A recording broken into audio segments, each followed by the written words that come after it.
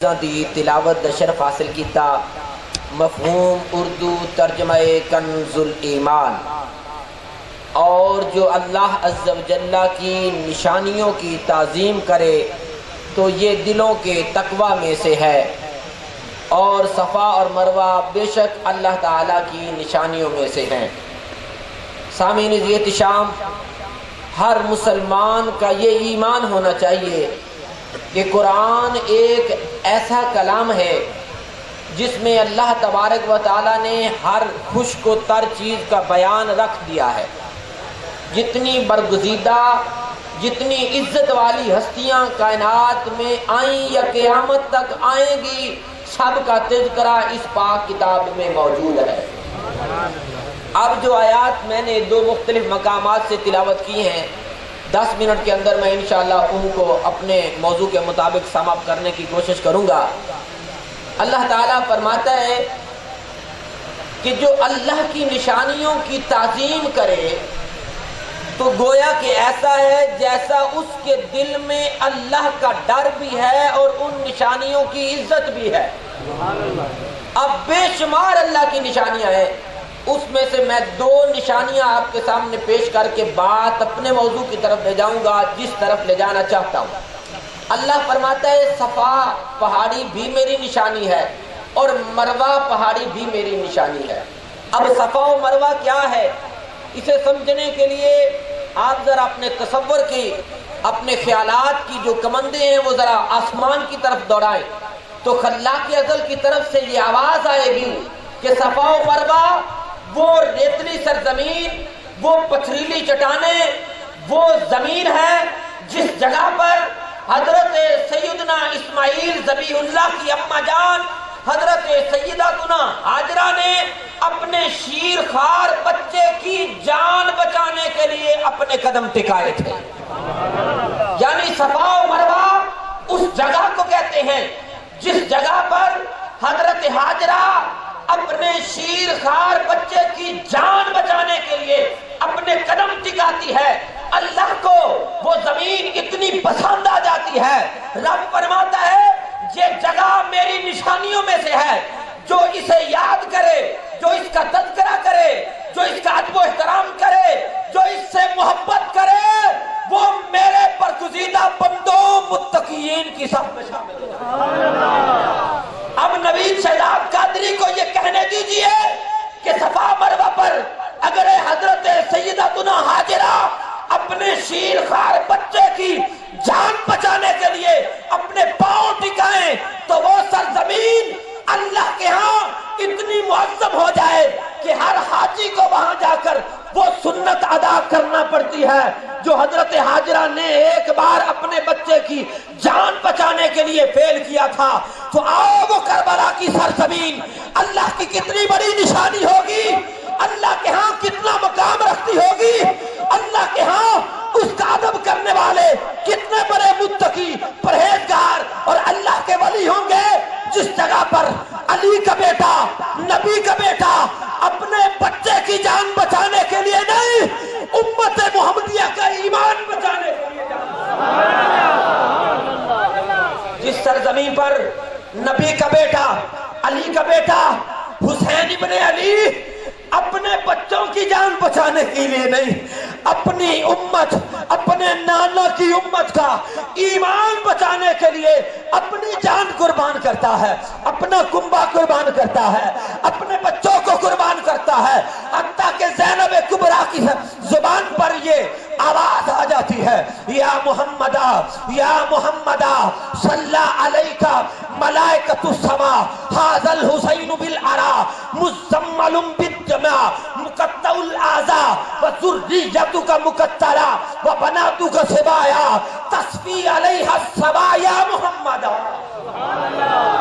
یعنی حسین کی عظیم قربانی کو دیکھ کر حسین ابن علی کی بہن، حسن ابن علی کی بہن، علی کی بیٹی، نبی کی بیٹی سیدہ زینب کبریٰ کہتی ہیں یا رسول اللہ یا محمد صلی علیکہ ملائکۃ السماء، آپ پر آسمانی فرشتوں کا سلام ہو، ھذا الحسین بالعرا، ارے پیارے نانا جان یہ وہی حسین ہے نا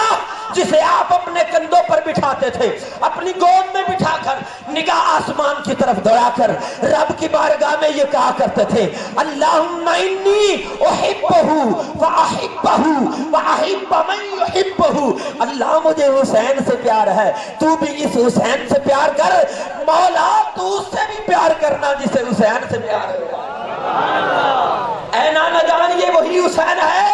جس کی آپ زبان کو اپنے منہ میں لے کر یمتص لعاب الحسینی کما یمتص الرجل التمرۃ، صحابی رسول ابو ہریرہ کہتے ہیں میں نے دیکھا ایک دن حضور حسین کو اپنی گود میں بٹھائے ہوئے ہیں اور حسین کی زبان کو اپنے منہ میں لے کے ایسے چوس رہے ہیں جیسے کوئی آدمی کھجور چوستا ہے۔ نانا جان، یہ وہی حسین ہے جن کے دروازے پر سے ایک دن آپ گزر رہے تھے، آپ کو حسنین کریمین طیبین طاہرین کے رونے کی آواز آئی تھی تو آپ نے کہا تھا اے فاطمہ انہیں رونے نہ دیا کرو، ان کے رونے کی وجہ سے مجھے تکلیف ہوتی ہے، میرا دل بے قرار ہو جاتا ہے۔ نانا جان، آج ذرا اسی حسین کی طرف دیکھیے نا،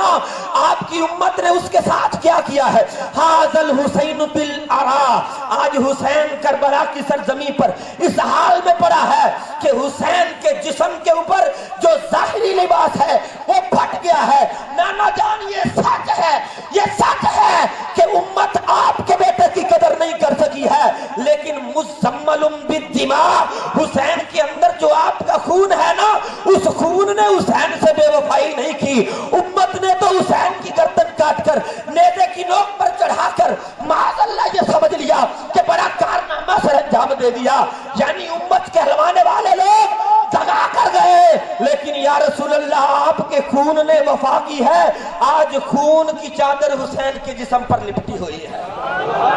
ھذا الحسین بالعراء، نانا جان میرا ایمان ہے آپ گنبد خضرا سے کربلا کی طرف دیکھ سکتے ہیں تو دیکھیے نا یہ حسین، ھذا اشارہ قریب، یہ حسین بالعراء جو آج ننگے بدن یعنی بظاہر جسم کا لباس پھٹ چکا ہے، تو یہ پردہ موجود ہے لیکن ظاہری جسم کا لباس پھٹ چکا ہے۔ نانا جان، امت کی دغا کا یہ عالم دیکھیے اور اپنے خون کی وفا کا یہ عالم دیکھیے۔ مزمل بالدماء، آج حسین نے خون کی چادر اوڑھی ہوئی ہے، وہ مقطع الاعضاء، اور جسم کے اعضاء یعنی سر مبارک کاٹ دیا گیا، وہ جو بوسہ گاہ گردن تھی وہ کاٹ دی گئی ہے۔ ستم پلائے ستم تو یہ ہے